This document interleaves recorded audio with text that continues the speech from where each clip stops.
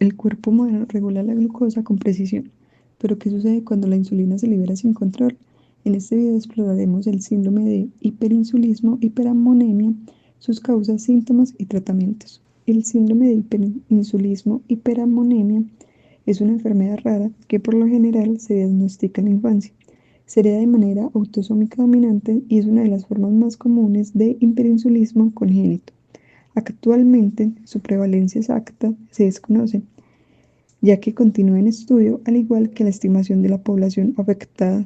La enfermedad es una forma poco frecuente de hiperinsulismo congénito, que se caracteriza por la secreción excesiva o descontrolada de insulina, hiperamonemia crónica y episodios recurrentes de hipoglucemia, los cuales son causados por el ayuno y las comidas ricas en proteínas. En algunos casos puede generar epilepsia y déficit cognitivo, que no está relacionado con la hipoglucemia, pero sí posiblemente con la hiperamonemia crónica. En cuanto a la etiología, entonces tenemos que este síndrome es causado principalmente por mutaciones donde se va a ver aumentada la función del gen GLUT1, haciendo que haya una actividad excesiva de la enzima GDH. Esta, al estar hiperactiva, se encarga de estimular la secreción de insulina por las células beta del páncreas, generando que haya un aumento en la insulina y un aumento de la producción de amoníaco o hiperamonemia. Esta es una enfermedad rara que se hereda de forma autosómica dominante, es decir, que solo es necesario que una copia del gen se encuentre mutado para presentar dicha enfermedad. El diagnóstico debe estar compuesto por varios pasos. En primer lugar, se debe hacer una evaluación clínica, donde se tenga en cuenta historial médico, es decir, que se debe tener en cuenta si el paciente presenta episodios recurrentes de hipoglucemia con síntomas como sudoración, temblores y convulsiones, además de evaluar antecedentes familiares de hipoglucemia o hiperamonemia, acompañados de una evaluación del estado neurológico. En cuanto a pruebas de laboratorio, entonces se deben hacer medición de glucosa en sangre, donde se van a encontrar niveles bajos de glucosa en sangre durante los episodios de hipoglucemia. Es decir, que debe haber un valor menor a 70 en cuanto a la glucosa sérica. Medición de insulina en sangre. Aquí vamos a encontrar lo contrario, vamos a encontrar unos niveles elevados de insulina durante los episodios de hipoglucemia. Esos deben ser mayores a 25. Medición de amoníaco en sangre. También vamos a encontrar niveles de amoníaco en sangre muy elevados, mayores a 72. También se pueden hacer pruebas de función hepática para descartar otras causas de hiperamonemia. Y por último está el test de clonidina, que es un test usado para ayudar a confirmar el diagnóstico. En cuanto a estudios genéticos, el gold estándar para el diagnóstico de esta enfermedad es la secuenciación del gen GLUT1. Bueno, para proseguir con los diagnósticos diferenciales, vamos a comenzar con el hiperinsulinismo congénito o HI. Este hace parte de un grupo de trastornos que causan una secreción excesiva de insulina, lo que lleva a que exista una hipoglucemia. Es importante diferenciar entre el hiperinsulinismo, hiperamonemia de otras formas de hiperinsulinismo, ya que en este caso los tratamientos pueden variar. Las pruebas genéticas son esenciales para distinguir entre las diferentes formas de hiperinsulinismo. En segundo lugar, tenemos el trastorno del ciclo de la urea, o TCU. Estos trastornos genéticos impiden que el cuerpo elimine el amoníaco de manera efectiva, lo que lleva a que haya una hiperamonemia. Los trastornos del ciclo de la urea pueden presentar síntomas muy similares a la HI-HA, como hiperamonemia y síntomas neurológicos. Las pruebas de laboratorio que evalúan los metabolitos del ciclo de la urea son cruciales para el diagnóstico en este caso. La hipoglucemia cetósica de la infancia es también muy importante, ya que es un trastorno común que causa hipoglucemia en niños pequeños, especialmente después de periodos de ayuno. En este caso se diferencia de la HI-HA debido a que la hipoglucemia cetósica generalmente se resuelve con la edad.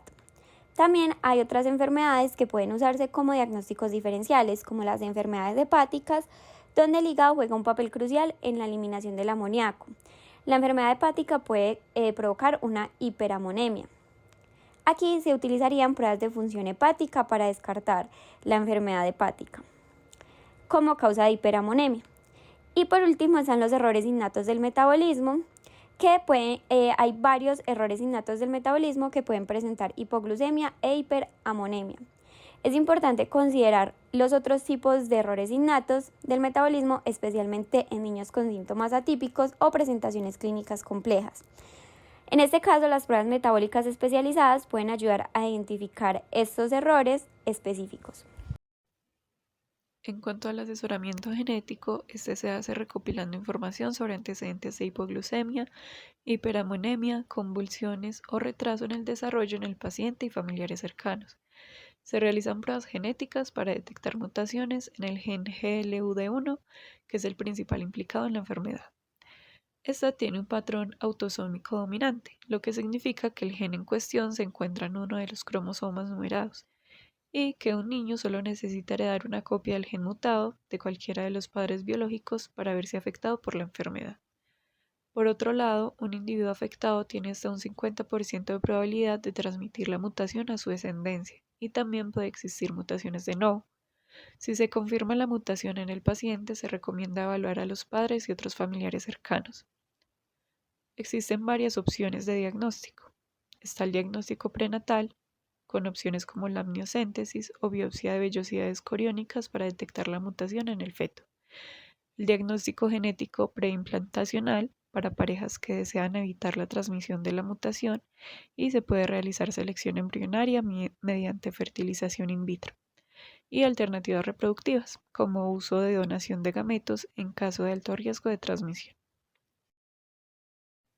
El tratamiento incluye la prevención de las convulsiones, la reducción de los factores iatrogénicos contribuyentes y el control de la glucosa. Hay intervenciones mínimas para reducir el amoníaco, ya que la hiperamonemia es en gran medida sintomática de forma aguda, aunque es probable que contribuya a la condición de convulsiones crónicas. Algunas medidas incluyen un control de la ingesta de proteínas y fármacos como benzoato de sodio o fenilbutirato, que favorecen la excreción de amonio a través de rutas alternativas. El control de la glucosa implica el reemplazo mediante consumo de carbohidratos de absorción lenta, glucosa intravenosa, así como diazóxido, que es un inhibidor de la liberación de insulina en las células beta pancreáticas. Esta se administra en dosis de más o menos 10 miligramos por kilogramo al día. Se administra además con hidroclorotiazida para evitar retención de líquidos y prevenir efectos secundarios. Los análogos de somatostatina son opcionales en pacientes que no responden al diazóxido. Cabe destacar que en un estudio reciente se encontró que los polifenoles del té verde pueden modular la secreción de insulina al inhibir la glutamato deshidrogenasa. También existe la pancreatectomía parcial, pero esta puede llevar a una diabetes temprana. En cuanto al pronóstico, este dependerá de que también se controle la hipoglucemia y la hiperamonemia desde una edad temprana. Puede existir el pronóstico favorable si el tratamiento se inicia pronto y se sigue adecuadamente. Los pacientes pueden llevar una vida relativamente normal y con control se reducen las crisis de hipoglucemia y las alteraciones neurológicas. Pueden existir complicaciones como el retraso en el desarrollo neurocognitivo, trastornos del aprendizaje y convulsiones, y diabetes mellitus secundaria. En cuanto a la expectativa de vida, no hay una reducción significativa de esta si el manejo es adecuado. Sin tratamiento, la hipoglucemia severa y la hiperamonemia pueden causar daño cerebral irreversible o incluso ser fatales.